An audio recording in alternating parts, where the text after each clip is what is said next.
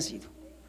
Pero finalmente, al momento de llegar al municipio y promover una obra y estar respaldada con un DRO, pero ya siendo peritos previos, pues el municipio dijo: no, tú no puedes ser perito, por consecuente la obra no se puede realizar. Algunos acudieron a la cuestión administrativa y obviamente pues no hubo quien ganara, ¿verdad? ¿Por qué? Porque desde el punto de vista, bueno, pues finalmente el administrativo pues no le iba a decir al municipio no. Claro, esa es una perspectiva, a lo mejor sí decía que no, pero yo no conocí un caso que dijera sí, sí puedes. Entonces se van al juicio de amparo y se invocó pues, obviamente el artículo 5º constitucional, etcétera, etcétera, y al final, bueno, pues se han negado muchos amparos. Finalmente, si no tienes este DRO, no cumple los requisitos. Y alguien dijo atrás: sencillo y fácil. Entonces, un arquitecto que ya tenía su título, que ya tenía sus experticia, que estaba declarado perito, ya no pudo hacerlo porque no cumplió el otro requisito novedoso, nuevo. Dije que nos tocaba, porque ahora con los juicios de oralidad, por eso nos piden que si en ese momento de una audiencia no tenemos la experticia, es advertida por el juez de control, porque será la primera. Sí, él le avisa al indiciado, imputado, dice, en pocas palabras, pues nos invitan a salir. No está facultado para ser tu defensor. De una manera muy de acuerdo a la propia Constitución, para proteger la debida defensa, etcétera, etcétera. Pues técnicamente, pues no es tan fácil estar en una audiencia, ¿verdad? Ya a la hora de los cocolazos, ya es complicado y si uno no viene preparado ahí. Pero sin embargo, bueno, ¿quién determina esa capacitación? Ese es el problema de fondo. Y el problema planteado inicial, bueno, en este caso, para regresarlo al problema, bueno, que un juzgado administrativo, perdón, pero pues nunca le va a decir al alcalde que no está de acuerdo. Es muy difícil, ¿por qué? Porque hay intereses políticos. Y finalmente, si fue nombrado por el alcalde en turno, pues, perdón, ¿verdad?, compañero, a lo mejor puedo equivocarme, pero por lo menos políticamente impone porque hay ciertos compromisos, etcétera, ¿verdad? Entonces ese es mi punto de vista. Pero bueno, hay un principio general del derecho que dice que nadie está obligado a lo imposible. Ese principio de definitividad tiene excepciones, y hay una a la que llamo la atención: cuando no se puede agotar. Tengo 5 días para promover mi medio de defensa, pero en el tercero se dicta la sentencia. Tengo requisitos para ser parte del recurso, pero hay algo que impide que sea imparcial.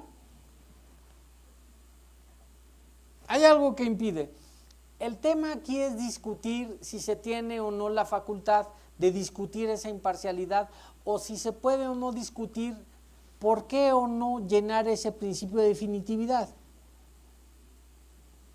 Estemos de acuerdo o no, es un tema debatible. Y lo debatible se lleva entonces a la palestra.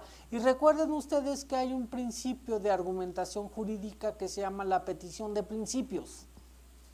¿Y qué dice este principio de petición? Dice: no puedes soslayar el estudio de un argumento diciendo que el argumento no es materia de juicio. No sé si me explico. No puedes, seamos más terrenales, no puedes desechar un juicio de amparo porque no acreditaste la personalidad si el acto reclamado es el desconocimiento de la personalidad. No puedes decir que no es idóneo un perito si el tema a debate es la idoneidad del perito. ¿Me explico? Hagamos uso de esos medios de argumentación jurídica. Bueno, honorable auditorio, ese principio de definitividad tiene excepciones. Me encantan a mí las excepciones del amparo. Creo que platicaba con la compañera el día de ayer, no recuerdo bien. A veces la excepción se convierte en el principio y el principio en la excepción. Este principio de la procedencia de recursos tiene algunos excepciones, ¿no? Cuando el acto carece de fundamentación. Bueno, primero hay uno previo. Cuando el acto reclamado no es susceptible de suspensión. Bueno, pues si voy a acabar con el objeto del juicio o la materia, como ya habíamos hablado de eso, pues probablemente para que no se consume se requiere la excepción de la suspensión, pero si no hay suspensión, para evitar que se consume irreparablemente, que yo tengo mis dudas, según les comentaba, con eso de la irreparabilidad, pero bueno, pues es un tema de debate. La ley de amparo es clara. Primero, si no tiene suspensión, o si los requisitos de suspensión son más que aquellos de los que exige la ley de amparo para suspender, no debes agotar la definitividad. Si el acto carece de fundamentación, ¿por qué? Porque no sé cómo defenderme. No sé cómo defenderme. No me dan el ordenamiento legal que me da la pauta de defensa. Si el recurso está previsto en un reglamento, ¿por qué? Porque el reglamento no es un acto materialmente legislativo.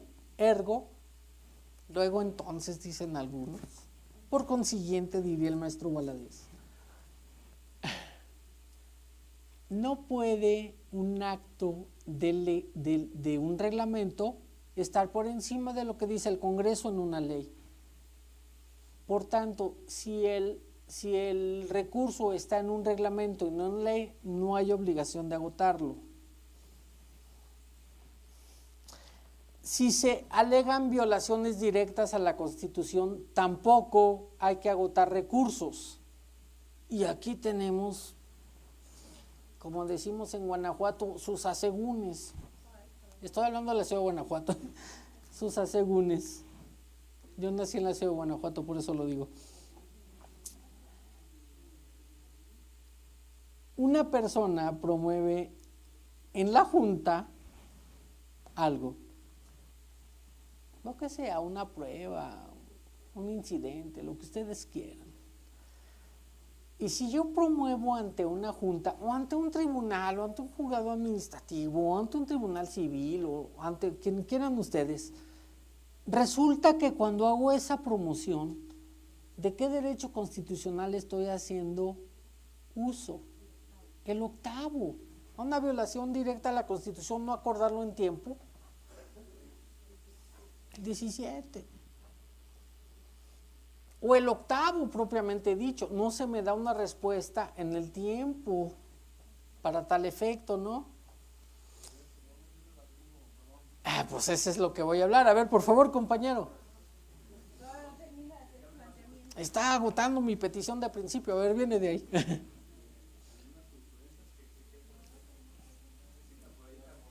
Por favor, aquí al compañero, pásenle el micrófono. Es el punto a debate del tema, el cual llama usted la atención. Precisamente traigo un asunto así de alguna autoridad que es omisa en darme respuesta con fundamento en el artículo 8 constitucional, y por ahí vi la Constitución interpretada y comentada por Carbonell y Caballero, y mencionan por ahí algunos criterios de la Corte que es muy relativo eso del tiempo, porque algunas dicen que son 2 meses y medio o 3 para que le dé la respuesta a la autoridad. Entonces yo a veces necesito la respuesta inmediata de unos 3 días, y ellos holgadamente pueden durar 3, 4 meses, y pues en dónde está el fundamento. No hay todavía quien se ponga de acuerdo ese tiempo, pues bueno. ¿Cuál es el tiempo prudente, verdad? Tiempo prudente. Vamos a partir de otra base ahora. Le pido aquí a mi buen amigo Demetrio. Yo he visto por ahí unas cosas en relación a lo que dice el compañero. Dice que en el pedir está el dar. Si yo motivo mi causa de petición de acuerdo al octavo y manifiesto la prioridad de la respuesta porque estoy sujeta, por ejemplo, a un desahogo de pruebas, ahí ya estoy a la autoridad sometiéndole. Conminándola. Así es. Entonces, hay tesis van encaminadas, si bien es cierto, no hay términos para la contestación y el tiempo y el término lo pone la misma autoridad, las tesis van encaminadas en que el peticionario tiene que dar la causa y el motivo por qué le urge tal respuesta de dicha autoridad para no quedar en estado de indefensión ante otro procedimiento o ante alguna otra situación. Ahí hay un tema de lo sustantivo o lo adjetivo en la petición. Y veamos otro tema, y llamo la atención ahora a mi buen amigo Demetrio, que sabe mucho de esto, y digo yo, en una averiguación, en un sistema tradicional, se ofrece una prueba, ya sea por el quien se siente ofendido o víctima, o por quien se siente, pues será indiciado, ¿verdad?, en el sistema tradicional. Y nada más no le acuerdan de conformidad. ¿Qué procede contra ello? Si está el 8º constitucional. ¿Qué opinas, Demetrio? Bueno, ahora afortunadamente ya con la figura del juez de control tenemos la tutela de derechos. Claro, por eso estoy hablando del otro sistema. Exacto. Así es. Y en el anterior sistema definitivamente quedaba o acciones ante el contencioso administrativo o bien el juicio de amparo o la queja en derechos humanos, pero lleva tiempo definitivamente. Fíjense, gracias Demetrio, fíjense lo importante del tema. Y el punto aquí es, procede el juicio de amparo en contra de una omisión en acordar. No estoy hablando en negativa, sino de omisión. Sí, pero hay que ver el momento. Estamos hablando de amparo indirecto, perdón, a lo mejor no fui claro en mi planteamiento, probablemente no. Pero aquí la compañera, perdón su nombre, compañera, doña Carmen nos hace una gran observación. Dice, pues espérate, pues depende de lo que se pida, ¿no? No es lo mismo la testimonial de la persona que está a punto de fallecer, y si no habla ahorita no va a hablar nunca, que la admisión de una testimonial. Dice Demetrio, y estoy de acuerdo con él, bueno, pues sí, proceden recursos, primero procederá un recurso judicial, que a fin de cuentas acabará en un amparo, pero ¿qué sucede si el tema también es importante, no? Veamos, por ejemplo, veamos un acceso a la información de datos o elementos de una comunicación que están a punto de fenecer los 2 años. Si no se emite ahorita, ya no se emitió, porque la ley de telecomunicaciones da como máximo 2 años de guardar eso. Órale, ¿no? Y no es lo mismo una pensión alimenticia, embargo por tal efecto, que no admitir una documental para ver una excepción, o no acordar de conformidad, perdón. El tema es debatible, el punto es, ¿qué es lo que está en juego?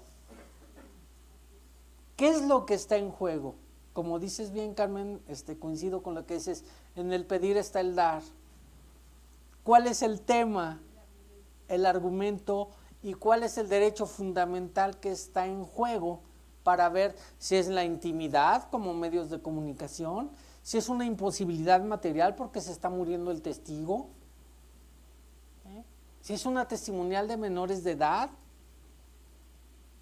Órale, ¿no? Si es una pericial contable de una de las partes porque afecta su intimidad, ¿se puede afectar la intimidad? La respuesta es sí, solamente que hay procedimientos para tal efecto. Y una vez afectada es irresarcible su afectación, por tanto, es de procedencia de amparo indirecto inmediata. Y el amparo se puede negar o sobreseer, pero de que en principio se puede presentar, claro que se puede presentar. Sí, compañero.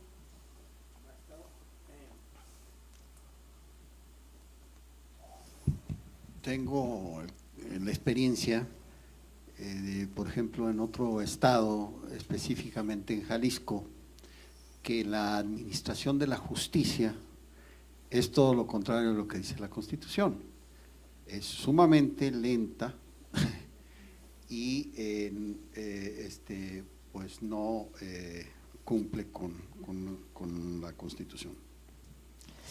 Entonces, se promovía o promovíamos el juicio de amparo con base en el 17, el juicio de amparo indirecto, y lo concedían.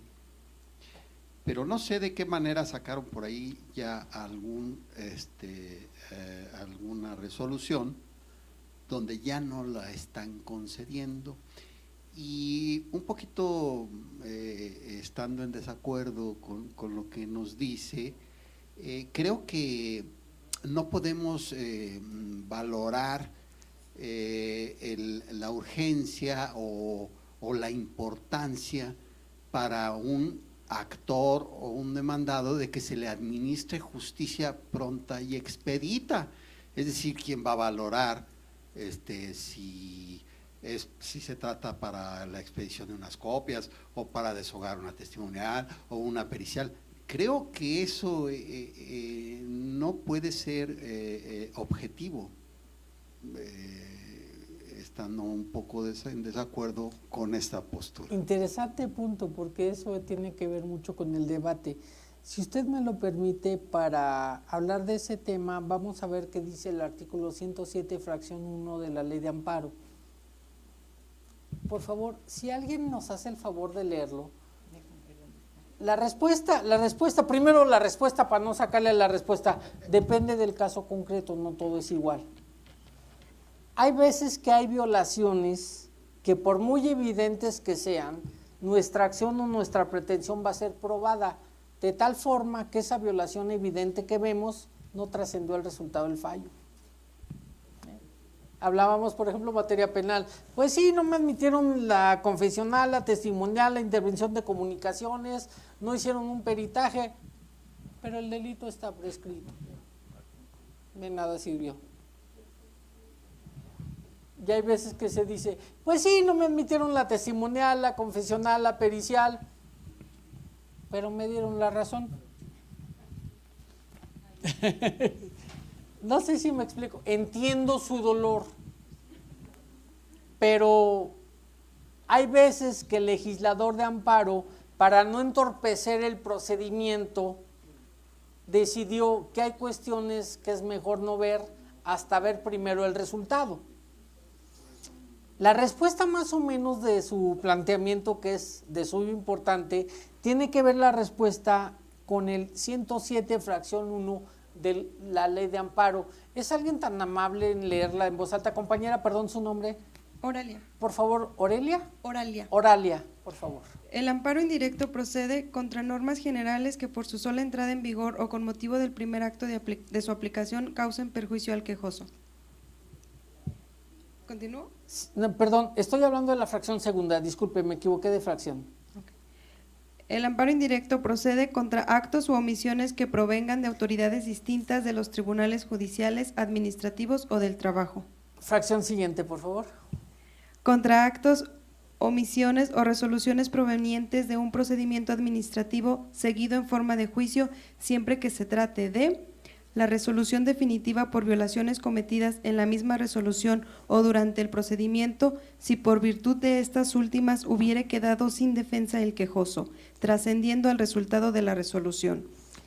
Gracias, Oralia. Fíjense ustedes cómo hay veces en las que hay que ponderar si la violación procesal que se invoca trasciende o no al resultado de la resolución, y para ver si trasciende o no al resultado de la resolución se requiere en principio resolución. Entonces hay veces en que por mucho que duela hay que esperar, pero es que no me admitieron mi prueba. Pues sí, pero te dieron la razón. Espérate a la sentencia. Es que no me admitieron mi prueba y no procedió mi acción o mi excepción. Entonces vamos a analizarla, pero espérate primero al resultado. ¿Me explico? ¿Me explico? Entonces,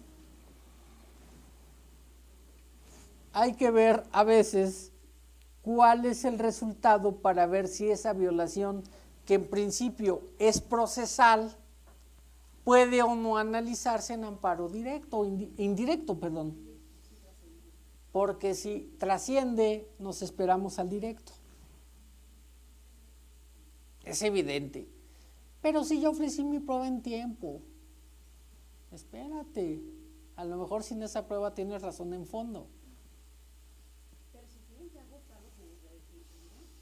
En principio sí, con las excepciones que la propia ley de amparo establece, por ejemplo, familia, menores. Sí, ok. Hay que esperar a veces. ¿A qué es a lo que me refiero? Este principio de los recursos tiene excepciones y esas excepciones tienen que ver a veces con si procede o no el amparo inmediatamente. Bueno, pues si estamos hablando de una violación procesal, esperémonos primero, por muy evidente que la veamos, ¿no?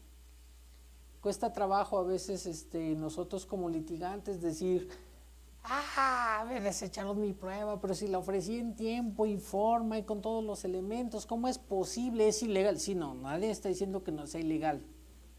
Lo que se está diciendo es que no es el momento de alegarlo. Espérate al momento idóneo para tal efecto. ¿Contra qué otra cuestión no procede el principio de definitividad? Pues contra normas generales, como bien dice Oralia en su lectura, ¿no? ¿Por qué te deseché la prueba? Porque la norma no me permite admitirla. Entonces lo inconstitucional es la norma. Entonces procede un amparo contra la norma, ¿no? Otra cosa es que se conceda o no. Estamos hablando de procedencia. De hecho, un consejo que les doy. Si ustedes tienen duda en la procedencia de un recurso, ataquen también la norma.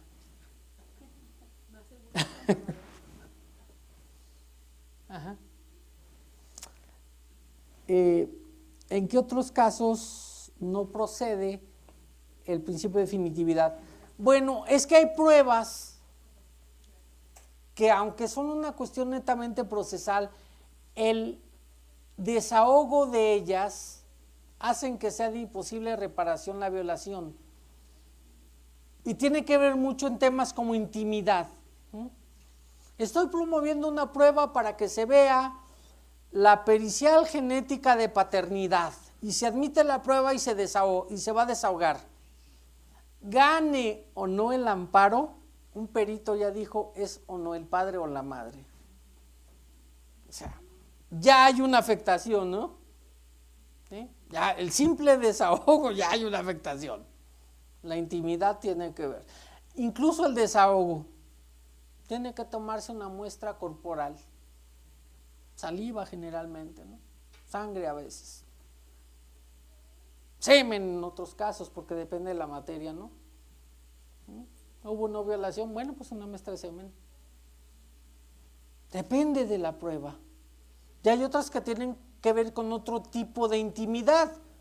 Vamos a ver tu situación contable, a ver tu contabilidad. Antes decíamos 2 libros. Bueno, pero ahora hay también métodos magnéticos. Vamos a ver tu contabilidad. Se resuelva lo que se resuelva, ya se sabe la situación financiera. Ya se sabe, ¿no?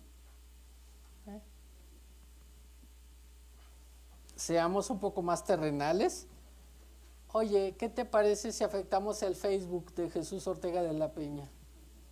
Órale, ni tengo, pero suponiendo que tuviera, digo Facebook, suponiendo que tuviera, si se desahoga la prueba, ya saben lo que tiene mi Facebook, ya saben lo que tiene mi correo electrónico, ya saben lo que tiene mi WhatsApp.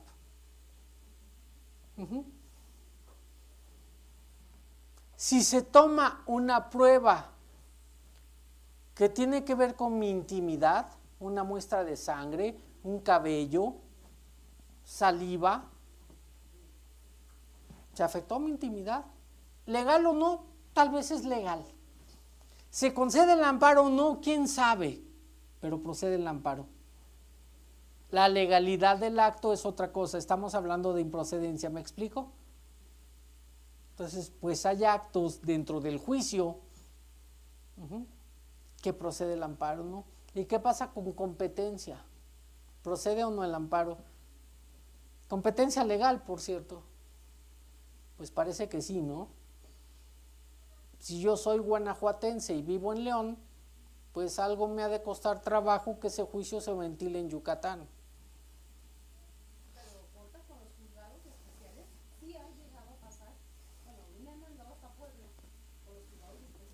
¿Es a lo que voy? ¿Y a Zacatecas también?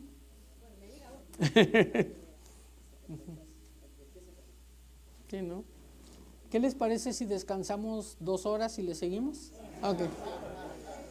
Vamos por nuestros canapés.